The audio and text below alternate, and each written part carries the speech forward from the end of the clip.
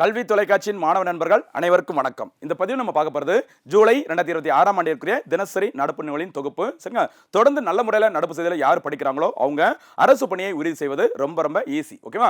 அதனால நடப்பு செய்தியில் நல்லா மையப்படுத்தி சூப்பராக படிங்க. ஏன்னா நம்ம வந்துட்டு திட்டங்கள்ல இருந்து முக்கியமான மாநாடுகள், விருதுகள், தேசிய செய்திகள், மாநில செய்திகள் எல்லாமே கிளியரா கொடுத்துருக்கிறோம். நல்ல முறையில் ஃபாலோ பண்ணிட்டு வாங்க, தேர்வில் வெற்றி பெறுங்கள். சரிங்களா, ஆரம்பிக்கலாமா? பாருங்க, ஜூலை 2026 ஃபர்ஸ்ட் பார்க்கக்கூடிய செய்தி என்னன்னு சொல்லி பாருங்க. புதுப்பிக்கத்தக்க மின்சாரத்தில் 20 கிகாவாட் 20 ஜிகாவாட் உற்பத்தியை திறனை எட்டிய இந்தியாவின் முதல் நிறுவனம். சரிங்களா, ஞாபகம் வச்சுக்குமா? இந்த சுகாதாரம் சரிங்களா எவ்வளவு முக்கியமோ நம்ம அடிக்கடி ஃபோக்கஸ் பண்ணுவோம். அதே மாதிரி சுற்றுச்சூழல் ரொம்ப ரொம்ப முக்கியமானது. சரிங்களா, அந்த சுற்றுச்சூழலுக்கு இந்திய அரசு என்னென்ன முயற்சிகள் பண்றாங்க, இந்தியாவில் இருக்கிற தனியார் துறைகள் என்னென்ன மாதிரி முயற்சிகள் எடுக்கிறாங்க, எல்லாமே நோட் பண்ணிக்கோங்க. ரொம்ப ரொம்ப முக்கியமானது. அது பிரிலிம்ஸுக்கும் யூஸ்ஃபுல்லா இருக்கும், மெயின்ஸுக்கும் யூஸ்ஃபுல்லா இருக்கும். பாருங்க, புதுப்பிக்கத்தக்க மின்சாரத்தில் 20 ஜிகாவாட் உற்பத்தியை திறனை எட்டிய இந்தியா முதல் நிறுவனம், ஒரு தனியார் துறை நிறுவனம். என்னன்னு சொல்லி பாருங்க, அதானி கிரீன் எனர்ஜி நிறுவனம். சரியா, இது சுற்றுச்சூழலை பாதிக்காத புதுப்பிக்கத்தக்க மின் உற்பத்தியில் 20 ஜிகாவாட் என்ற மாபெரும் இலக்கை அடைந்து புதிய சாதனை படைச்சிருக்கிறார். சரியா, புதுப்பிக்கத்தக்க எரிசக்தி நமக்கு தெரிஞ்சிருக்கும். சோலார்ல இருந்து, சரியா, சூரிய சக்தியில இருந்து, காற்றாலைகள்ல இருந்து, நீர்மின் சக்தியிலிருந்து மின்சாரம் தயாரிக்கப்படும் பொழுது அதனால வெளியிடக்கூடிய அந்த மாசு வந்து ரொம்ப ரொம்ப கம்மியா இருக்கும். அதனால எப்பவுமே இந்த புதுப்பிக்கத்தக்க எரிசக்திங்கிறது ரொம்ப ரொம்ப நல்லது அப்படி சொல்லுவாங்கல்ல. அதுல ஒரு சாதனை படைச்சிருக்காங்க. யாரு? அதானி கிரீன் எனர்ஜி நிறுவனம். சரியா, இதன் மூலம் இந்தியாவில் இந்த மைல்கல்லை எட்டிய முதல் தூய்மை மின் உற்பத்தி நிறுவனம் என்ற பெருமையை இந்த அதானி கிரீன் எனர்ஜி நிறுவனம் பெற்றுள்ளது. சரிங்களா, அதே மாதிரி இன்னொரு கூடுதல் செய்தி பாருங்க. இந்த அதானி கிரீன் நிறுவனம் என்பது தனது முதல் புதுப்பிக்கத்தக்க மின் உற்பத்தி திட்டத்தை எங்க தொடங்கி இருக்கிறாங்க பாத்துக்கோங்க. முக்கியமான பாயிண்ட், தமிழகத்தின் கமுதியில் தொடங்கினாங்க. வருஷம் எப்பன்னு பாருங்க, 2016. 10 வருஷம் இருக்குது. அதனால இந்த செய்தி ஒரு கூடுதலா போட்டிருந்தாங்க, கவனம் பாருங்க, ரொம்ப ரொம்ப முக்கியமானது.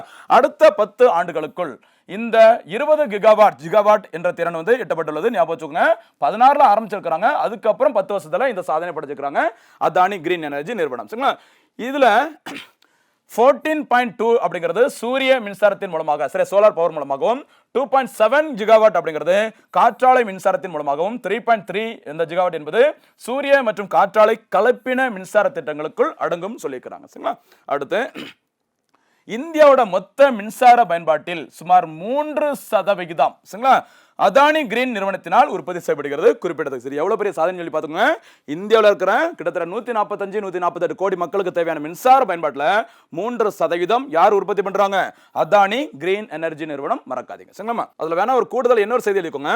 இந்தியாவோட ஒரு முக்கியமான இலக்கு, சரி, அந்த புதுப்பிக்கத்தக்க எரிசக்தியின் மூலம் இந்திய அரசு எத்தனை ஜிகாவாட்டை வந்து உற்பத்தி பண்றதுக்கு இலக்கு நிர்ணயம் பண்ணிருக்காங்க அப்படின்னு பார்த்தீங்கன்னா 500 ஜிகாவாட். சரியா, எத்தனைமா? 500 ஜிகாவாட். அதற்கான இலக்கு ஆண்டு மறந்துடாதீங்க, 2030 ஆண்டு என்பது குறிப்பிடத்தக்கது. சரிங்களா, இன்னொரு கூடுதல் செய்தி, அதை நோட் பண்ணிக்கோங்க. அணுசக்தின்னு சொல்லுவாங்கல்ல, நியூக்ளியர் எனர்ஜி, சரி, அணுசக்தி, இந்த யுரேனியம் அதெல்லாம் பயன்படுத்தி அணுசக்தியை பயன்படுத்தி 100 ஜிகாவாட் என்ற மின்சாரத்தை வந்துட்டு இந்திய அரசு உற்பத்தி பண்றதுக்கு இலக்கு ஆண்டாக அறிவிச்சிருக்கிறது. எப்பன்னு பார்த்தீங்கன்னா 2047 ஆண்டு என்பது குறிப்பிடத்தக்கது. இந்த இலக்குகளை நோக்கி நம்ம கரெக்டா போயிட்டு அப்படின்னா சுற்றுச்சூழல் பாதிக்காது. சரியா, இது பிரிலிம்ஸுக்கும் யூஸ்ஃபுல்லா இருக்கும். திருப்பி சொல்றேன், மெயின்ஸுக்கு ரொம்ப ரொம்ப யூஸ்ஃபுல்லானது. இதெல்லாம் நோட் பண்ணிட்டு வாங்க, மறக்காம நோட்டு போட்டு எழுதிக்கோங்க. சரியா, அடுத்து பாருங்க, கவுதா முக்கியமானது ஒரு அப்டேட் பார்த்துக்கோங்க. கவுதா புதுப்பிக்கத்தக்க எரிசக்தி பூங்கா. சரியா, ஒரு நியூக்ளியர் எனர்ஜி சம்பந்த மாதிரி ஒரு எரிசக்தி பூங்கா ஓபன் பண்ணி இருக்காங்க. அதோட பேர் தான் கவுதா. இது எங்க அமைந்துள்ளதுன்னு பார்த்தீங்கன்னா குஜராத் மாநிலம் கட்ச் வலைப்பகுதியில் கட்டப்பட்டு வரும் உலகின் மிகப்பெரிய கவுதா, சரியா, அந்த பேரு கவுதா புதுப்பிக்கத்தக்க எரிசக்தி பூங்காவில் மட்டுமே கணிசமான மின் உற்பத்தி தொடங்கப்பட்டது. ஞாபகம் வச்சுக்கோமா, எங்க கட்டப்பட்டு வருகிறது? குஜராத் மாநிலம் கவுதா அமைந்த கட்டப்பட்ட ஒரு இடம் எங்கன்னு பார்த்தீங்கன்னா கட்ச் பகுதி. மறக்காதீங்க. சரிங்களா, இது யாரால் உருவாக்கப்பட்டு வருகிறது? இப்போ கொஞ்சம் முன்னாடி பார்த்தோம்லமா, அதானி கிரீன் எனர்ஜி லிமிடெட் நிறுவனத்தாலும், சரிங்களா, என்டிபிசி கிரீன், சரிங்களா, எனர்ஜி போன்ற பொதுத்துறை நிறுவனங்களாலும் உருவாக்கப்பட்டு வருகிறது. ஓகேவா, சரி, அடுத்து பாருங்க. 2030 ஆண்டிற்குள் 50 ஜிகாவாட் புதுப்பிக்கத்தக்க மின்சார உற்பத்தி திறனை எட்டுவதை இந்த நிறுவனம் இலக்காக கொண்டுள்ளது. சரிங்களா, இந்தியாவோட இலக்கு ஓவராலா புதுப்பிக்கத்தக்க எரிசக்தியில கொஞ்சம் முன்னாடி பார்த்தோம்ல, எவ்வளவுமா? 500 ஜிகாவாட். ஓகேவா, இந்த நிறுவனத்தின் மூலம் மட்டுமே இதுல 50 ஜிகாவாட் உற்பத்தி பண்ண போறோம். அதுதான் எங்களோட டார்கெட் அப்படின்னு சொல்லி அறிவிச்சிருக்காங்க.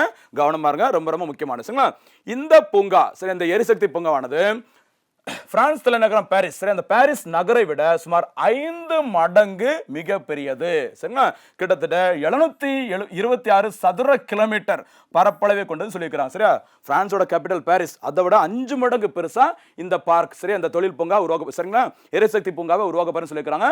ரொம்ப ரொம்ப முக்கியமானது, விட்டுறாதீங்க. சரிங்களா, அடுத்து வாங்க. இது ரொம்ப நாளாவே எக்ஸாம்ல கேட்கறக்கூடிய ஒரு கேள்விதான் பாருங்க. இது இந்தியாவின் முதல் ஆழ்கடல் கொள்கலன் பரிமாற்ற துறைமுகம். சரியா, இது நீங்க கண்டிப்பா கேள்விப்பட்டிருப்பீங்க. விழிஞ்சம் துறைமுகம். சரி, இந்த விழிஞ்சம் போர்ட் அமைந்துள்ளது கேரளாவின் தலைநகர் திருவனந்தபுரத்தில். விழிஞ்சம் சர்வதேச துறைமுகம் அமைந்துள்ளது. ரொம்ப ரொம்ப முக்கியமானது. இந்தியாவோட இந்தியன் ஜியோகிராஃபியா இருக்கலாம், இந்தியன் எக்கனாமி இருக்கலாம், அதுல ரொம்ப முக்கியமான ஒரு துறைமுகம் எதுன்னு பார்த்தீங்கன்னா இந்த விழிஞ்சம் போர்ட்னு சொல்லுவாங்க. அமைந்துள்ளது திருவனந்தபுரம். சரிங்களா, இந்த விழிஞ்சம் துறைமுகமானது திறக்கப்பட்டது எப்பன்னு பார்த்தீங்கன்னா அபிஷியலா மே 2ஆம் தேதி 2025 அன்று. அப்போது பிரதமர் அவர்களால் இது வந்து திறந்து வைக்கப்பட்டுள்ளது. ஞாபகம் வச்சுக்கோங்க. இதோட சிறப்பு என்னன்னு சொல்லி பார்த்தீங்கன்னா நோட் பண்ணிக்கோங்க, அந்த பாயிண்ட் தான் ரொம்ப முக்கியமானது. இது இந்தியாவின் முதல் ஆழ்கடல் கொள்கலன் போக்குவரத்து துறைமுகம். சரிங்களா, இந்த டிரான்ஸ்ஷிப்மெண்ட் போர்ட்னு சொல்லுவாங்க. ரொம்ப ரொம்ப முக்கியமான, சரியா, ஆழ்கடல் டீப் சி மறக்காதீங்க. ஓகேவா, இந்த துறைமுகம் இன்னொரு கூடுதல் முக்கியமான சிறப்பு கவனிச்சுக்கோங்க. சர்வதேச கப்பல் பாதையில் இருந்து வெறும் 10 கடல் மைல் தொலைவில் அமைந்துள்ளது. இப்ப நம்ம ரோட்ல ஒரு தொழில்துறைக்காக, சரியா, தொழிற்சாலைகளுக்காகவே பார்த்தீங்கன்னா ஒரு காரிடார், சரியா, இண்டஸ்ட்ரியல் காரிடார் சொல்லுவாங்களே, தொழில்துறை இந்த வழித்தடம் சொல்லுவாங்களே, அதே மாதிரி கப்பல் பாதைக்கான ஒரு காரிடார் இருக்குது. அந்த ரூட்ல ஒரு 10 கடல் மைல் தொலைவில் அமைந்துள்ளது தான் இந்த விழிஞ்சம் துறைமுகம். ரொம்ப ரொம்ப ஒரு சிறப்பு, கவனிச்சுக்கோங்க. சரிங்களா, இது அதானி குழுமத்தினால் சுமார் 8867 கோடி மதிப்பில் கட்டமைக்கப்பட்டு நாட்டிற்கு அர்ப்பணிக்கப்பட்டது. சரிங்களா, கவனமா இருந்துக்கோங்க. இன்னொரு சிறப்பு, இந்த விழிஞ்சம் துறைமுகமானது சர்வதேச, முக்கியமானது எக்ஸாம்ல கேட்டது குரூப் 1 கொஸ்டின், சர்வதேச கிழக்கு மற்றும் மேற்கு கப்பல் வழித்தடத்திற்கு மிக அருகில் இருப்பதால் உலகளாவிய வர்த்தகத்தில் இந்தியாவிற்கு இது பெரும் ஒரு பலமாக விளங்குகிறது சொல்லியிருக்கிறாங்க. சரியா, இந்த பாதையில கிழக்கு மேற்கு கப்பல் வழித்தடம் இந்த காரிடார்ல பக்கத்துல இருக்கு சொல்லியிருக்கிறாங்க. இந்த துறைமுகம் விழிஞ்சம், ஒரே ஒரு துறைமுகம் தான் இது பக்கத்துல இருக்கு. அதோட பேரு விழிஞ்சம். அமைந்துள்ள இடம் திருவனந்தபுரம், மறக்காதீங்க மக்களே. சரிங்களா, அடுத்து பாருங்க. வருஷம் நடக்கிற ஒரு முக்கியமான சம்பவம் பாருங்க. இந்தியா பாகிஸ்தான் இடையே கைதிகள் எண்ணிக்கை பரிமாற்ற ஒப்பந்தம். சரிங்களா, இப்போ இந்தியா இருக்குது, பாகிஸ்தான் இருக்குது, ரெண்டுமே எல்லைகள் ஷேர் பண்றாங்களே. அப்போ இந்தியாவில இருந்து சில பேர், சரியா, எல்லை தவறி பாகிஸ்தானுக்கு போயிடலாம். பாகிஸ்தான்ல இருக்கிற அந்த ஆடு மாடுகள் மேய்க்கிறாங்களா அவங்களா இருக்கலாம், அல்லது மீன் பிடிக்க போற மீனவர்களா இருக்கலாம். ஏதோ ஒரு வகையில எல்லை தாண்டி தெரியாதனமா வரும்போது, சரிங்களா, 2 நாடுகளாலும் சரியா கைது செய்யப்பட்டு ஜெயில வச்சிருப்பாங்க. எங்கிட்ட தான் இவங்க இருக்கிறாங்க, நீங்க தேடி அலைய வேண்டியதில்லை, உயிரோட தான் இருக்கிறாங்க, எங்கிட்ட தான் சேஃபா இருக்கிறாங்க, ஜெயில இருக்கிறாங்க, ஓகேவா, தண்டனை காலம் முடிஞ்சதுக்கு அப்புறம் வருவாங்க அப்படின்னு சொல்லிட்டு இந்த கைதிகள் தொடர்பான எண்ணிக்கை பரிமாற்றம் செய்வாங்க. அதற்கான ஒப்பந்தம் பாருங்க. இந்தியா மற்றும் பாகிஸ்தான் இடையே கைதிகளின் எண்ணிக்கை தொடர்பான பரிமாற்ற ஒப்பந்தம் கையெழுத்தான ஆண்டு பாருங்க மே 21, 2008ஆம் ஆண்டு. சரி, மும்பை தீவிரவாத தாக்குதல் நடைபெற்ற 2008ஆம் ஆண்டு தான் இது தொடர்பான அந்த கைதிகள் எண்ணிக்கை தொடர்பான ஒப்பந்தம் சரியா கையெழுத்தாயிருக்கு. சரிங்களா, அதுக்கப்புறமா கைதிகளின் எண்ணிக்கையானது ஒவ்வொரு ஆண்டும் ஜனவரி 1ஆம் தேதி மற்றும் ஜூலை 1ஆம் தேதி, சரி, ஜனவரி 1 மற்றும் ஜூலை 1ஆம் தேதி 6 மாதங்களுக்கு ஒரு முறை கிட்டத்தட்ட இந்த கைதிகளின் எண்ணிக்கை வந்து பரிமாற்றம் செஞ்சுக்கிறாங்க. யாரும் இந்தியாவும் பாகிஸ்தானும். சரிங்களா, அதுல என்ன அப்டேட் சொல்லி பாருங்க. பாகிஸ்தான் சிறைகளில் 52 பொதுமக்கள், 198 மீனவர்கள் உட்பட மொத்தம் 250 இந்தியர்கள் இருக்கிறாங்க அப்படிங்கிறது பாகிஸ்தான் அரசு சார்பில் சொல்லிக்கிறாங்க. அதே மாதிரி இந்தியாவின் சிறைகள்ல பாகிஸ்தானை சேர்ந்தவர்கள் அல்லது பாகிஸ்தானியர்கள் என கருதப்படுவர்கள் 386 பொதுமக்களும் 53 மீனவர்கள் என மொத்தம் 439 பேர் உள்ளனர் அப்படிங்கிற மாதிரி இந்த கைதிகள் எண்ணிக்கை பரிமாற்றத்தில் சொல்லிக்கிறாங்க. இந்த நம்பரோட எது முக்கியம் அப்படின்னா இந்த ஒப்பந்தம் எப்போது கையெழுத்தானது, இந்த தேதிகளில் அந்த கைதியின் எண்ணிக்கை பரிமாற்றம் செய்யப்படும் அப்படிங்கிறது ரொம்ப முக்கியமானது, விட்டுறாதீங்க. சரிங்களா, அடுத்து பாருங்க. சரிங்க, ஜூன் ஜிஎஸ்டி கலெக்ஷன். சரி, ஜூன் மாதத்துல ஓகேவா, இது நம்ம ஒவ்வொரு மந்த்தும் கரண்ட் அஃபேர்ஸ் பார்க்கும்போது ஒரு முக்கியமான செய்தியை பார்க்கக்கூடியது ஜிஎஸ்டி கலெக்ஷன் அந்தந்த மந்த்ல எவ்வளவு இருக்குன்னு சொல்லி பார்ப்போம். சரிங்களா, அந்த வகையில ஜூன் மாதத்திற்குரிய இந்த நடப்பு சரிங்களா அந்த ஜிஎஸ்டி கலெக்ஷன் எவ்வளவுன்னு சொல்லி பார்க்கலாம். பாருங்க, ஒரே நாடு ஒரே வரி, சரியா, ஒன் நேஷன் ஒன் டாக்ஸ். சரிங்களா, அந்த கொள்கையின் அடிப்படையில் இந்தியாவில் உள்ள 17 மத்திய மாநில அரசின் வரிகளும் 13 கூடுதல் வரிகளும் ஒருங்கிணைக்கப்பட்டு கடந்த 2017 ஜூலை 1ஆம் தேதி சரக்கு மற்றும் சேவை வரியானது அமலாக்கப்பட்டது. சரிங்களா, அப்ப ஜிஎஸ்டி சட்டம் 2016 இயற்றப்பட்டது. அது நடைமுறைக்கு வந்தது எப்போ? ஜூலை 1, 2017. அந்த டைம்ல 17 எண்ணிக்கையிலான மத்திய மாநில அரசின் வரிகளும் சரியா 13 கூடுதல் வரிகளும் ஒருங்கிணைக்கப்பட்டு ஒரே வரியாக அறிமுகப்படுத்தப்பட்டது. சரிங்களா? அதுக்கு பேர் தான் ஜிஎஸ்டி, மறக்காதீங்க. சரிங்களா? இந்த ஜிஎஸ்டி அறிமுகப்படுத்தப்பட்ட பிறகு ஒவ்வொரு மாசத்திலும் எவ்வளவு கலெக்ஷன் இருக்குன்னு சொல்லும்போது இப்போ நம்ம பார்த்துருக்கிறது ஜூலை மந்த் கரண்ட் அஃபேர்ஸ். அப்படின்னா முந்தைய மந்த்ல எவ்வளவு கலெக்ஷன் இருக்கு ஜிஎஸ்டி அப்படிங்கறத பார்க்கும். பாருங்க, ஜூன் மாதத்துல சரக்கு மற்றும் சேவை வரியாக எவ்வளவு வசூலா இருக்குமா? ரூபாய் 1.95 லட்சம் கோடி வசூலா இருக்குது. சரிங்களா? இதுல பாருங்க, மத்திய அரசு மத்திய ஜிஎஸ்டி சார்பில் பார்த்தீங்கன்னா 37,376 கோடியும், மாநில ஜிஎஸ்டியாக எஸ்ஜிஎஸ்டியாக 45,116 கோடியும், ஒருங்கிணைந்த ஜிஎஸ்டியாக 52,282 கோடியும் வசூலா இருக்குது. எப்பவுமே பாருங்க, சரியா, 3 வகைப்படும். ஒன்னு சிஜிஎஸ்டி, அடுத்து எஸ்ஜிஎஸ்டி, அடுத்து பார்த்தீங்கன்னா ஒருங்கிணைந்த ஜிஎஸ்டி, இன்டகிரேட்டட் ஜிஎஸ்டின்னு சொல்லுவாங்க. இதுல எப்பவுமே எது ஜாஸ்தியா இருக்கும்? இந்த ஐஜிஎஸ்டி, மறக்காதீங்க. இந்த சிஜிஎஸ்டியும் எஸ்ஜிஎஸ்டியும் எப்போது விதிக்கப்படும்? ஒரு மாநிலத்திற்குள்ளேயே இன்ட்ரா ஸ்டேட் அந்த சேல், சரி, அந்த சேல்ஸ் நடக்கும்போது மத்திய அரசால் விதிக்கப்பட்டதுன்னா அது வந்துட்டு மத்திய ஜிஎஸ்டி, மாநில அரசால் விதிக்கப்பட்டால் அது வந்து மாநில ஜிஎஸ்டி. சரியா? ஐஜிஎஸ்டி எப்போ போடுவாங்க அப்படின்னு பார்த்தீங்கன்னா 2 மாநிலங்களுக்கு இடையே நடைபெறும் விற்பனை என்பது மத்திய அரசால் விதிக்கப்படும் வரிக்கு தானே பேர் சொல்லுவாங்க ஐஜிஎஸ்டி. இதுல எப்பவுமே அதனால எது ஜாஸ்தியா இருக்கும்? ஐஜிஎஸ்டியோட கலெக்ஷன் அமௌண்ட் தான் ஜாஸ்தியா இருக்கும். மக்களை விட்டுறாதீங்க. சரிங்களா? அடுத்தபடியாக ஒரு முக்கியமான அப்டேட் பாருங்க. இதுல கடந்த ஏப்ரல் மாதம் 2026ஆம் ஆண்டுல எவ்வளவு கலெக்ஷன் இருக்கு பாருங்க ஜிஎஸ்டி? 2.43 லட்சம் கோடி. சரிங்களா? ஒரு ஜிஎஸ்டி வந்துட்டு ஒரே ஒரு மாசத்துல அதிகபட்சம் வசூலா இருக்குது எந்த மந்த்ல அப்படின்னு கேள்வி கேட்டாங்க அப்படின்னா அதுக்கு பதில் எதுதான்? ஏப்ரல் 2026. அதுல வசூலிக்கப்பட்ட தொகை எவ்வளவுன்னு பாத்துக்கோங்க, 2.43 லட்சம் கோடி. மறக்காதீங்க. சரிங்களா? ரொம்ப ரொம்ப முக்கியமானதுமா கவனம் பாருங்க. ஜிஎஸ்டி தற்போது எத்தனை வரி விகிதங்களில் வசூலிக்கப்படுகிறது அப்படின்னு பார்த்தீங்கன்னா பொதுவாக 5% மற்றும் 18%. சரிங்களா? காமனா போடுவாங்க. ஜிஎஸ்டி கவுன்சில் நினைச்சாங்க அப்படின்னா இந்த சின் ப்ராடக்ட் அப்படி சொல்லுவாங்கல்ல, பாவ பொருட்கள், உடலுக்கு நம்ம ஹெல்த்துக்கு தீங்கு விளைவிக்கக்கூடிய அந்த பாவ பொருட்கள், சரி, அந்த சிகரெட், இந்த குட்கா, பான் மசாலா, அந்த மாதிரி ப்ராடக்ட்டுக்கு ஜிஎஸ்டி கவுன்சில் நினைச்சாங்கன்னா எவ்வளவு போடலாம்? 40% வரைக்கும் போடலாம். இது தவிர ஆடம்பர பொருட்கள், லக்ஸரி ஐட்டம்ஸுக்கும் 40% வரைக்கும் போடலாம் ஜிஎஸ்டி கவுன்சில் நினைச்சாங்க அப்படின்னா. ஆனா காமனா எவ்வளவு போடுறாங்க? 5 மற்றும் 18. இதுக்கு முன்னாடி 5, 12, 18, 28 அப்படி 4 விகிதங்கள்ல ஜிஎஸ்டி கலெக்ஷன் பண்ணிட்டு இருந்தாங்க. இது வந்து மாத்தி அமைச்சிருக்காங்க 5 மற்றும் 18. இந்த 5 மற்றும் 18 அப்படிங்கிற ஜிஎஸ்டி வசூலானது, ஓகே, அந்த ஜிஎஸ்டி விகிதமானது நடைமுறைக்கு வந்த நாள் பார்த்துக்கோங்க செப்டம்பர் 22, 2025 முதல் நடைமுறையில் இருக்குது. அப்ப ஜிஎஸ்டி கலெக்ஷனுக்கான அந்த டாக்ஸ் ஸ்லாப்ஸ் இப்போ கரண்ட்ல எவ்வளவுதான்? 5% and 18%. கவனம் பார்த்துக்கோங்க. சரிங்களா? ஒரு கேள்வி கேட்கலாம் அந்த இடத்துல. ஜிஎஸ்டி கவுன்சிலை முடிவெடுப்பாங்கன்னு சொன்னால அந்த ஜிஎஸ்டி கவுன்சிலுக்கு யாரு தலைவராக இருப்பாங்க எப்போதும் அப்படிங்கிற பதில கமெண்ட்ல சொல்லுங்க, பார்க்கலாம். ஓகேவா? அடுத்து இந்த பிளாஸ்டிக் ஒழிப்பு தொடர்பான முக்கியமான தினங்கள். சரிங்களா? ரொம்ப முக்கியமானது பாருங்கம்மா. ஜூலை 3ஆம் தேதி சர்வதேச பிளாஸ்டிக் பை இல்லாத தினமாக கடைபிடிக்கப்படுகிறது. சரி, international plastic bag free day அப்படி சொல்றாங்க. ஓகேவா? அடுத்து பாருங்க, மத்திய அரசானது ஜூலை 1, 2022 முதல், சரியா, ஒருமுறை பயன்படுத்தக்கூடிய நெகிழி பொருட்களுக்கு தடை விதித்தது குறிப்பிடத்தக்கது. சரிங்களா? அதே மாதிரி அதுக்கு முன்னோடியாக தமிழ்நாட்டில் ஜனவரி 1, 2019 அன்று, சரியா, தமிழ்நாடு அரசானது அந்த ஒருமுறை பயன்படுத்தக்கூடிய நெகிழி பொருட்களுக்கு தடை விதித்தது குறிப்பிடத்தக்கது. ஞாபகம் வச்சுக்கோங்க. சரிங்களா? இது எல்லாமே ரொம்ப முக்கியமானதா, விட்டுறாதீங்க. சுற்றுச்சூழல் பாதுகாப்பிற்கு இந்திய மத்திய அரசின் நடவடிக்கைகள் என்ன அப்படின்னு கேட்டாங்கன்னா ரொம்ப முக்கியமானது. அடுத்து பாருங்க, ஒரு முக்கியமான செய்தி. 16வது இந்தியா ஜப்பான் வருடாந்திர உச்சி மாநாடு. சரிங்களா? எல்லா நாடுகள்கிட்டையும் இந்தியா வந்து வருடாந்திர உச்சி மாநாடுகள் பெரும்பாலும் நடத்துவாங்க. அதுல ஜப்பான் ரொம்ப முக்கியமானது. கவனமாக இந்த ஜப்பானா இருக்கலாம், பிரான்ஸா இருக்கலாம், அமெரிக்கா, இது எப்பவுமே முக்கியமா இருக்கும். பாருங்க, 16வது இந்தியா ஜப்பான் இடையே நடைபெற்ற அந்த வருடாந்திர உச்சி மாநாடு இந்த வருஷம் நடைபெற்ற இடம் எங்கன்னு பார்த்தீங்கன்னா புதுடெல்லி. சரிங்களா? இல்ல இந்திய பிரதமர் அவர்களும் ஜப்பான் பிரதமர் சானே தகாச்சி அவர்களும் கலந்து கொண்டனர். இந்த சானே தகாச்சி அவர்கள், ஞாபகம் வச்சுக்கோங்க, ஜப்பான் நாட்டின் முதல் பெண் பிரதமர் என்பது குறிப்பிடத்தக்கது. ரொம்ப ரொம்ப முக்கியமானது. யாருமா? சனே அல்லது சானே தகாச்சி. சரி, தகாச்சி என்னுடைய தங்கச்சி அப்படிங்கிற மாதிரி இந்திய பிரதமர் அவர்கள் சொல்லியிருந்தாங்க. நோட் பண்ணிக்கோங்க. சரிங்களா?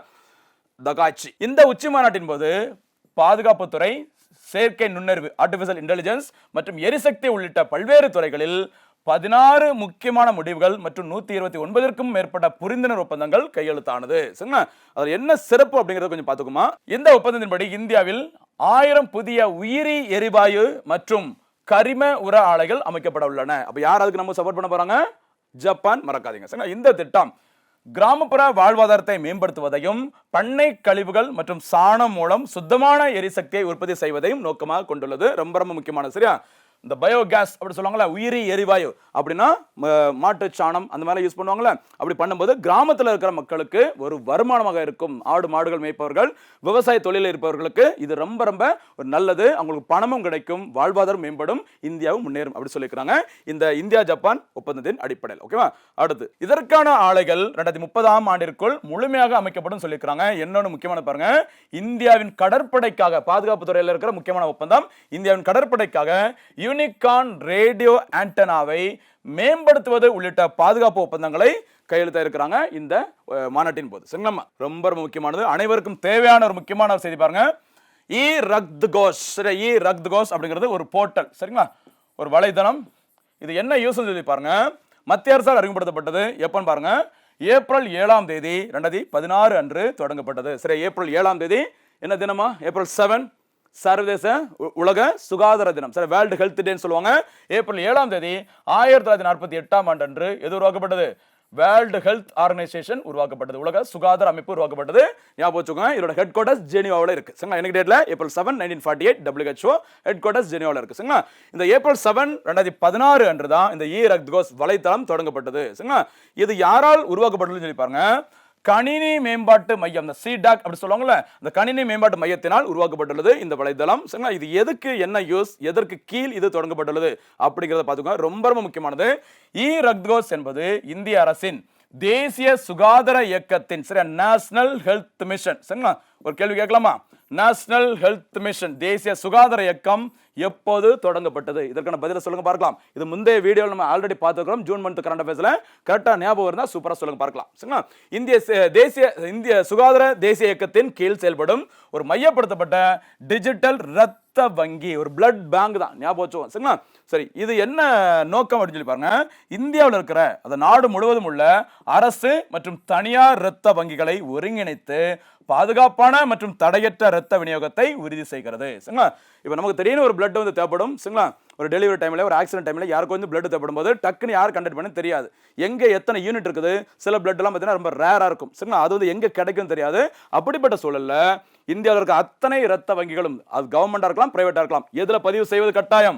இந்த இ ரக்த் கோஷ் அப்படிங்கிற வலைத்தளத்தில் பதிவு செய்து கட்டாயம்.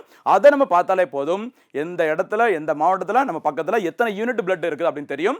அதன் மூலம் மக்களுக்கு சரிங்களா பாதுகாப்பான ஒரு எந்த ஒரு தடையும் இல்லாம பிளட் வந்து ஈஸியாக கிடைக்கும் சொல்லியிருக்காங்க. ரொம்ப முக்கியமான நோட் பண்ணிக்கோங்க. இ ரக்த் கோஷ் அனைத்து இரத்த வங்கிகளையும் இணைக்கும் ஒரு பொதுவான போர்ட்டல். ஓகேவா? பாருங்க, எந்தெந்த இரத்த வங்கிகளில் எவ்வளவு ரத்தம், அதன் வகைகள், சரி, A+, B+, O positive, O negative சொல்லுவாங்களா, அந்த மாதிரி இரத்த வகைகள் கையிருப்பில் உள்ளன என்பதை இந்த இ ரக்த் கோஷ் இணையதளத்தில் ஈஸியா நம்ம வந்து தெரிஞ்சு கொள்ள முடியும் சொல்லியிருக்காங்க. ஓகேவா? அடுத்து, அரிய இரத்த வகை கொண்டவர்களை கண்டறியவும் மருத்துவ அவசர தேவைகளுக்கு உடனுக்குடன் அவர்களுக்கு உதவவும், இந்த பாயிண்ட் நோட் பண்ணிக்கோங்கம்மா, அரிய நன்கொடையாளர்கள் பதிவேடு, ரேர் டொனர் ரிஜிஸ்ட்ரி இதனுடன் இணைக்கப்பட்டுள்ளது. சரிங்களா? அதே மாதிரி இங்க பதிலே வந்துச்சு பாருங்க. இந்தியாவில் தேசிய ஊரக சுகாதார இயக்கம், சரியா, ஏப்ரல் 12 2005 அன்று தொடங்கப்பட்டது. National rural health mission. மேல கேட்ட கேள்வி நேஷனல் ஹெல்த் மிஷன், இதுக்கும் அதுக்கும் ஏதாவது கனெக்ஷன் இருக்கா அப்படிங்கிறத கொஞ்சம் பார்த்துட்டு ஆன்சர் பண்ணுங்க எனக்கு. ஓகேவா? அதே மாதிரி தேசிய நகர்ப்புற சுகாதார இயக்கம், இங்க மேல பாக்குறது தேசிய ஊரக, national rural health mission, April 12 2005 தொடங்கப்பட்டது. அதே மாதிரி நேஷனல் அர்பன், சரியா, national urban health mission NUHM தொடங்கப்பட்டது 2013ஆம் ஆண்டு. ஞாபகம் வச்சுக்கோங்க, ரொம்ப ரொம்ப முக்கியமானது, விட்டுறாதீங்க. சரிங்களா? கீழே ஆன்சர் இருக்கு பாருங்க. தேசிய சுகாதார இயக்கம் தொடங்கப்பட்டது எப்போ? மே 1 2013ஆம் ஆண்டு. அடுத்து போலாமா? எவ்வளவு செய்திகள் கனெக்ட் பண்ணி கொடுக்குறோம் அப்படிங்கிறத கொஞ்சம் பார்த்துக்கோங்க. அடுத்து பாருங்க, வேளாண் துறை. இந்த வேளாண் துறையிலிருந்து கண்டிப்பா எல்லா போட்டித்தேர்வுகளும் கேள்வி கேட்பாங்க. பாருங்க, அக்ரிகல்ச்சர் செக்டர்ல இந்தியா ரீசெண்டா என்னென்ன அச்சீவ்மெண்ட்ஸ் பண்ணிருக்காங்க, அது எந்த நிதியாண்டுல? Financial year 2025ல. ஓகேவா? பாருங்க, துறைகள் வாரியான பங்களிப்பு பாருங்க. இந்தியாவில் ஒட்டுமொத்த அளவில் பார்க்கும்போது பாருங்க, மொத்த மதிப்பு, சரிங்களா, சேர்க்கைகள், அதை என்ன சொல்லுவாங்க? கிராஸ் வேல்யூ ஆட்னு சொல்லுவாங்க, GVA. சரியா? இந்த GVAல, சரி, மொத்த மதிப்பு கூட்டலில் வேளாண் துறை சுமார் 20% பங்களிப்பை கொண்டுள்ளது. இது ஒரு ஃபர்ஸ்ட் பாயிண்ட். சரிங்களா? அடுத்து, தொழிலாளர் சார்பு, ஒர்க்கிங் ஃபோர்ஸ் அப்படிங்கிறது, சரி, எந்த துறையை நம்பி நிறைய பேர் இருக்கிறாங்க அப்படின்னு சொல்லி பார்க்கும்போது 46% மக்கள் வேளாண் துறையை நம்பி இருக்கிறாங்க. ரொம்ப முக்கியமானது, இந்தியாவுக்கு மொத்த தொழிலாளர்களை 46% டிபெண்ட்ஸ் ஆன் அக்ரிகல்ச்சர், மறக்காதீங்க. ஓகேவா? அதே மாதிரி ஃபுட் கிரெயின் ப்ரொடக்ஷன், உணவு தானிய உற்பத்தி 2024-25 அந்த ஆண்டுல பார்த்தீங்கன்னா எவ்வளவு இருந்திருக்குது 357.73 மில்லியன் டன் என்பது குறிப்பிடத்தக்கது. இதுவும் கேட்கலாம் ஃபுட் கிரைன் ப்ரொடக்ஷன் எவ்வளவுன்னு சொல்லி கேட்கலாம். சரிங்களா? இதுல அதிக அளவு பாருங்க தோட்டக்கலை உற்பத்தி ஹார்டிகல்ச்சர் மூலமாக. அடுத்து பாருங்க 362 புள்ளி, இங்க உணவு தானியத்துக்கு மட்டும் 357, இங்க தோட்டக்கலை மூலமாக பார்க்கும்போது 362.08 மில்லியன் டன் உற்பத்தி செய்யப்பட்டுள்ளது. ஓகேவா? சரி, அதுக்கப்புறம் ஏற்றுமதி மதிப்பு எவ்வளவு வந்து எக்ஸ்போர்ட் பண்ணிருக்காங்க வேளாண் துறையிலிருந்து அப்படின்னு சொல்லி பார்க்கும்போது அதோட மதிப்பு அமெரிக்க டாலர் அளவுல பார்க்கும்போது 51.1 பில்லியன். எந்த நிதியாண்டுல? 25ஆம் ஆண்டிற்கான நிதியாண்டுல. சரிங்களா? ஏற்றுமதி பண்ணிருக்காங்க. அதோட வேல்யூ 51.1 பில்லியன். சரிங்களா? அடுத்து பாருங்க பதப்படுத்தப்பட்ட உணவுப் பொருட்களின் ஏற்றுமதி பங்கு 20.4%. இதுவும் தனியே கேட்கலாம். சரி, இந்த ப்ராசஸ்ட் ஃபுட்னு சொல்லுவாங்கல்ல, பதப்படுத்தப்பட்ட அந்த உணவுப் பொருட்களின் ஏற்றுமதியோட ஷேர் மட்டும் 20.4% இருக்கு. சரி, கிட்டத்தட்ட 5% பதப்படுத்தப்பட்ட உணவுப் பொருட்களா இருக்குது எக்ஸ்போர்ட்ல அப்படின்னு சொல்லியிருக்காங்க. கவனமா இருங்க. சரிங்களா? அதுல சிறப்பு என்னன்னா உலக அளவில் அமெரிக்காவிற்கு அடுத்தபடியாக உலகில் 2வது மிகப்பெரிய சாகுபடி நிலப்பரப்பை இந்தியா கொண்டுள்ளது. இந்த கல்டிவேட்டிங் ஏரியான்னு சொல்லுவாங்கல்ல, இந்த சாகுபடி நிலப்பரப்பு அதிகமாக இருக்கிறது வேர்ல்டுல நம்பர் 1 அமெரிக்கா. அமெரிக்காவுக்கு அடுத்து நம்ம இந்தியா 2ஆம் இடத்துல இருக்கிறாங்க. ஞாபகம் வச்சுக்கோங்க. சரிங்களா? அடுத்து என்ன சிறப்பு அப்படின்னா பருப்பு வகைகள், சிறுதானியங்கள், சரி மில்லட்ஸ் அப்படி சொல்லுவாங்கல்ல, இதுல ஒரு பாயிண்ட் ஞாபகம் வருது, நோட் பண்ணிக்கோங்க. நேஷனல் இயர் ஆஃப் மில்லட்ஸ், சரியா? தேசிய சிறுதானியங்கள் ஆண்டு. ஏற்கனவே எக்ஸாம்ல கேட்டது 2018ஆம் ஆண்டு. சரி, இந்தியாவில் அதாவது ஃபாஸ்டா போயிட்டு இருக்கிற வேர்ல்டுல நம்ம ஃபாஸ்ட் ஃபுட்டா நிறைய சாப்பிடுறோம். அது ஹெல்த்துக்கு நல்லது கிடையாது. அதனால சிறுதானியங்களை சாப்பிடணும் அப்படின்னு சொல்லிட்டு இந்திய அரசு தேசிய சிறுதானியங்கள் ஆண்டாக அறிவித்த ஆண்டு 2018. அதை சக்சஸ்ஃபுல்லா பண்ணதுக்கு அப்புறமா இந்தியா வந்துட்டு ஐக்கிய நாடுகள் சபையிட்ட பரிந்துரை செய்றாங்க. எப்போ ஃபர்ஸ்ட் ஃபாலோ பண்ணாங்க இந்தியா? 2018ஆம் ஆண்டுல. ஓகேவா? அதுக்கப்புறம் இந்தியாவின் பரிந்துரையின் அடிப்படையில் ஐக்கிய நாடுகள் சபை சர்வதேச லெவல்ல, சரிங்களா, சர்வதேச சிறுதானியங்கள் ஆண்டாக எந்த ஆண்டை அறிவிச்சாங்கன்னு பார்த்தா 2023ஆம் ஆண்டு. சரி, இன்டர்நேஷனல் இயர் ஆஃப் மில்லட்ஸ் அப்படிங்கிறது ஐநாவினால் அறிவிக்கப்பட்டது 2023. மறக்காதீங்க. சரிங்களா? பருப்பு வகைகள், சிறுதானியங்கள், காய்ந்த வெங்காயம், தேங்காய் மற்றும் நறுமண பொருட்கள் ஆகியவற்றின் உற்பத்தியில் இந்தியா உலகளவில் முதலிடத்தில் உள்ளது. அப்ப இந்தியா எதுலலாம் நம்பர் 1ல இருக்காங்க அப்படிங்கறத நோட் பண்ணிக்கோங்க. சரிங்களா? அடுத்து குறிப்பாக உலகளாவிய காய்ந்த வெங்காய உற்பத்தியில் இந்தியா மட்டும் 25% பங்களிப்பை கொண்டுள்ளது. சரி, 4 பங்கு வெங்காயம் இந்தியாவில் தான் உற்பத்தி ஆகிறது, ஒரு குறிப்பிடத்தக்க. சரிங்களா? அடுத்து எதுலலாம் இந்தியா நம்பர் 2 2ஆம் இடத்துல இருக்கிறாங்க வேளாண் துறையில. சரிங்களா? வேர்ல்டு லெவல்ல அரிசி, கோதுமை, பழங்கள், காய்கறிகள், கரும்பு, பருத்தி மற்றும் தேயிலை ஆகியவற்றின் உற்பத்தியில் இந்தியா உலக நாடுகளின் அளவில் பார்த்தீங்கன்னா 2ஆம் இடத்தில் உள்ளது. அதுலயும் குறிப்பா அரிசி உற்பத்தியில, சரியா, சமீபத்தில் பார்த்தீங்கன்னா இடைப்பட்ட ஒரு கொஞ்ச காலத்துல நம்பர் 1 இடத்துக்கு யார் வந்திருந்தாங்க?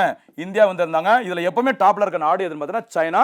முதல் முறையாக இந்தியா வந்துட்டு சைனா பின்னாடி தள்ளிட்டு ஒரு சின்ன வித்தியாசத்துல நம்பர் 1 இடத்துக்கு வந்தாங்க. ஞாபகம் வச்சுக்கோங்க, கவனமா இருக்கு. இது காமனா சொல்லும்போது. ஓகேவா? அடுத்து போலாமா? அடுத்த செய்தி பார்க்கும்போது ஜூலை மாதத்துக்குரிய ஒரு 4ஆம் தேதியில ஒரு முக்கியமான தினங்கள் இருக்கு. லைட்டா கொஞ்சம் பாருங்க. அமெரிக்காவின் 250வது சுதந்திர தினம். சரியா? ஜூலை 4ஆம் தேதி அமெரிக்காவோட இண்டிபெண்டன்ஸ் சொல்லுவாங்க. அமெரிக்கானது இங்கிலாந்து நாட்டிடம் ஒரு காலத்துல, ஓகேவா, ஆட்சி கீழ் இருந்த நாடு தான். ஜூலை 4, ஓகேவா, அவங்களுடைய சுதந்திர தினம். ஞாபகம். சரி, 1776ல, சரி, 1776ல அமெரிக்கா இங்கிலாந்திடமிருந்து விடுதலை பெற்றது. அது 250வது ஆண்டுங்கிறதுனால இது முக்கியத்துவம் கொஞ்சம் பாருங்க. அதே மாதிரி சுவாமி விவேகானந்தர் அவர்களின் நினைவு தினம். சரியா? விவேகானந்தர் அவர்களுடைய பிறந்த நாள் ஜனவரி 12, நேஷனல் யூத் டே. இங்க பாக்குறது அவருடைய நினைவு தினம், மறக்காதீங்க. சரிங்களா? ஓகே, இதுல ஒரு போனஸ் கேள்வி கேட்கலாமா? விவேக் எக்ஸ்பிரஸ் அப்படின்னா என்ன? அந்த விவேக் எக்ஸ்பிரஸ் அப்படிங்கிற ட்ரெயின் ஆனது இந்தியாவின் எந்த பகுதியிலிருந்து எந்த பகுதி இடையே இயக்கப்படுகிறது? அதோட சிறப்பு என்னன்னு சொல்லுங்க பார்க்கலாம். சுவாமி விவேகானந்தர் பேர்ல ஓடுற ஒரு ட்ரெயின். ஓகேவா? அடுத்து ரேடியத்தை கண்டுபிடித்த மேடம் மேரி கியூரி அவர்களின் நினைவு தினமும் கடைபிடிக்கப்படும் நாள் ஜூலை 4ஆம் தேதி. ஓகேவா?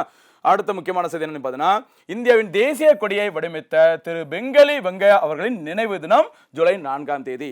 இதெல்லாம் எதுக்கு சொல்றோம் அப்படின்னா, என்னைக்கு நினைவு தினம் அப்படிங்கிறத விட அந்த டேட்ல அவங்க பேரை பார்க்கும்போது அவங்கள பத்தி லைட்டா ஒரு ரிவிஷன் பண்ணிட்டோம் அப்படின்னா நீங்க ஹிஸ்டரி, ஜியோகிராஃபி, இல்லாட்ட பர்சனாலிட்டிஸ் எதுனாலும் சரி சூப்பரா கவர் பண்ணி போயிட்டு இருக்கலாம். போட்டி தேர்வுல ஈஸியா நம்ம வந்து சக்சஸ் பண்ணிட்டே இருக்கலாம். ஓகேவா? அடுத்து பாருங்க, சூப்பரான ஒரு பாதுகாப்பு செய்தி பாருங்க. ஆகஸ்ட் தரங். சரி, ஆகாஷ் தரங் அப்படிங்கிற நியூஸ்ல வந்திருக்கு. என்னன்னு சொல்லி பாருங்க. ஆகாஷ் தரங் என்பது இந்திய ராணுவத்திற்காக உள்நாட்டிலேயே, இதுதான் சிறப்பு. இந்தியா ஒரு காலத்துல வெளிநாடுகளை தான் அதிகமா நம்பிட்டு இருந்தாங்க. எதுக்கு? பாதுகாப்பு துறைக்காக தேவையான தளவாடங்கள், ஏவுகணைகள், சரி, இந்த மாதிரி சில விஷயங்களை வாங்குறதுக்கு. இப்போ இந்தியா என்ன பண்ணிருக்காங்க? சொந்தமா தயாரிச்சுக்கிறாங்க. இது தவிர சில நாடுகளுக்கு ஏவுகணைகள் முதற்கொண்டு ஏற்றுமதி பண்ணி காசும் பார்க்க ஆரம்பிச்சிட்டாங்க. ஞாபகம் வச்சுங்க. சரி, அந்த வகையில ஆகாஷ் தரங் என்பது இந்திய ராணுவத்திற்காக உள்நாட்டிலேயே பிரத்யேகமாக உருவாக்கப்பட்ட ஒரு ஆளில்லா விமான எதிர்ப்பு மற்றும் மின்னணு போர் முறையாகும். ரொம்ப ரொம்ப முக்கியமானதுமா ஆளில்லா விமான எதிர்ப்பு மற்றும் ஒரு மின்னணு எலக்ட்ரானிக் வார்ஃபேர் அப்படி சொல்றாங்க. அதுக்கு வச்ச பேர் என்னது? ஆகாஷ் தரங். ஆகாயம், ஆகாஷ், ஞாபகம். இதை உருவாக்குனது யார் சொல்லி பார்த்தீங்கன்னா பாதுகாப்பு ஆராய்ச்சி மற்றும் மேம்பாட்டு நிறுவனம். அதோட ஷார்ட் என்ன சொல்லுவாங்க? Defence research and development organisation, sir, DRDO சொல்லுவாங்க. இந்த DRDO அமைப்பு தான் இந்தியாவில் பாதுகாப்பு துறைக்கான தலைமை அமைப்பு. உருவாக்கப்பட்ட வருஷம் 1958. இதோட ஹெட் குவார்டர்ஸ் எங்க இருக்கு பார்த்தீங்கன்னா டெல்லியில் இருக்கு. ஞாபகம் வச்சு. சரி, நமக்கு இப்போ செயற்கைக்கோள் விண்வெளி துறைக்கான தலைமை அமைப்புனா இஸ்ரோ சொல்லுவோம். பாதுகாப்பு துறைக்கான தலைமை அமைப்புனா DRDO சொல்லுவோம். ஞாபகம் வச்சுக்கோங்க. அவங்க தான் இதை வந்து உருவாக்கி இருக்காங்க. சரியா? இதோட பயன் என்னன்னா எதிரிகளின் ஆளில்லா வான்வழி வாகனங்கள் மற்றும் ட்ரோன்களில் இருந்து இந்திய ராணுவ நிலைகளுக்கு பாதுகாப்பை வழங்குகிறது. யாராச்சும் எதிரி நாடுகள் வானத்தின் மூலமாக, சரி, வான்வழியாக நம்மளை அட்டாக் பண்ற நினைச்சாங்க அப்படின்னா அது முன்கூட்டியே கண்டறிந்து வழியிலேயே இடைமறித்து அதை செதறி விட்டுரும். ஞாபகம் வச்சுக்கோங்க. நம்மளை பாதுகாப்பு இருக்காது. ஓகேவா? அடுத்து இந்த திட்டமானது மத்திய பாதுகாப்பு அமைச்சகத்தின் கீழ் இயங்கும் பாதுகாப்பு கையகப்படுத்தல் கவுன்சில், டிஃபென்ஸ் அக்விசிஷன் கவுன்சில், ஓகேவா, இந்திய படையில் சேர்ப்பதற்காக அங்கீகரிக்கப்பட்டுள்ளது. அப்ப யார் அங்கீகாரம் வழங்கும் அப்படின்னு DAC என்று அழைக்கப்படும் பாதுகாப்பு கையகப்படுத்தல் கவுன்சில். இதுவும் நம்ம கேட்கலாம். சரிங்களா? கவனம் பாருங்க. அடுத்து வாங்கம்மா. அடுத்து அகைன் சுகாதாரம் தொடர்புடைய முக்கியமான செய்தி பாருங்க. HPV தடுப்பூசி திட்டம். சரியா? ரொம்ப ரொம்ப முக்கியமானது, விட்டுறாதீங்க. ஓகேவா? HPV, ஓகேவா? HPV human papilloma virus. அதை ஷார்ட்டா என்ன சொல்லுவாங்க? HPV சொல்லுவாங்க. இந்த HPV தடுப்பூசி திட்டம் தமிழ்நாட்டில் முதல் முறையாக தொடங்கப்பட்ட நாள் 27 ஜனவரி 2026. ஞாபகம் வச்சுமா? இந்த வருஷம் ஸ்டார்டிங்ல ஜனவரி மாசம் 27ஆம் தேதி தொடங்கி இருக்கிறாங்க தமிழ்நாடு அரசு. அந்த தடுப்பூசி பேர் என்னது? HPV. HPV விரிவாக்கம் கண்டிப்பா தெரிஞ்சுக்கணும். Human papilloma virus. சரிங்களா? ஓகே. இந்த HPV எனப்படும் கிருமி தொற்று காரணமாக கருப்பை வாய் புற்றுநோய் ஏற்படுகிறது. சரிங்களா? இந்த கருப்பை வாய் புற்றுநோயை தடுப்பை, சரிங்களா, கொண்டு வர்றதுக்கு தான், தடுக்கிறதுக்காக தான் இந்த தடுப்பூசி அறிமுகப்படுத்திருக்காங்க. HPV தடுப்பூசி. சரிங்களா? இந்த நோயால் பாதிக்கப்பட்டவர்களின் கருப்பை வாயின் உயிரணுக்களில் புற்று செல்கள் பரவி அதன் திசுக்களை பாதிக்கும் சொல்லிக்கிறாங்க. சரியா? உரிய நேரத்தில் அதற்கான பாதிப்பை கண்டறிந்து சிகிச்சை பெறாவிட்டால் நுரையீரல், கல்லீரல், சிறுநீர்ப்பை, மலக்குடல் உள்ளிட்ட பிற உறுப்புகளுக்கும் பரவ வாய்ப்புள்ளது. அதனால இந்த வேக்சின் போடுறது ரொம்ப ரொம்ப நல்லது அப்படின்னு சொல்லிக்கிறாங்க. சரியா? இப்படி பிரச்சனை போயிட்டு இருக்கிறதுனால இந்தியாவில் பாருங்க 9 முதல் 14 வயதுடைய சிறுமிகளுக்கு HPV தடுப்பூசி செலுத்த ரூபாய் 38 கோடியை முந்தைய அரசு வந்து ஒதுக்கீடு செஞ்சிருந்தாங்க. இதன் கீழ் இந்தியாவிலேயே முதல் முறையாக தமிழகத்தில் திருவண்ணாமலை, அரியலூர், பெரம்பலூர் மற்றும் தருமபுரியில் கருப்பை வாய் புற்றுநோய் தடுப்பூசி இலவசமாக வளரிளம் பெண் குழந்தைகளுக்கு செலுத்த திட்டமிடப்பட்டது. அதன்படி முறைப்படி தொடங்கிட்டாங்க. எனக்கு ஜனவரி 27, 2026ஆம் ஆண்டுல தடுப்பூசியோட பேர் HPV. பொதுவாக யாருக்கு வழங்கப்படும்? 9 முதல் 14 வயதுடைய அந்த வளரிளம் பெண் குழந்தைகளுக்கு செலுத்தப்படும். இது முதலில் தொடங்கப்பட்ட இடம் திருவண்ணாமலை, அரியலூர், பெரம்பலூர் மற்றும் தருமபுரி. இந்த பகுதியில் தான் இந்தியாவில், சரி, தமிழ்நாட்டில் இந்த கருப்பை வாய் புற்றுநோய் அதிக அளவு இருக்குன்னு சொன்னதுனால அந்த பகுதியிலிருந்து ஸ்டார்டிங்ல தொடங்கி இருக்கிறாங்க. சரிங்களா? HPV தடுப்பூசி விட்டுறாதீங்க. ஓகேவா? சரிங்களா?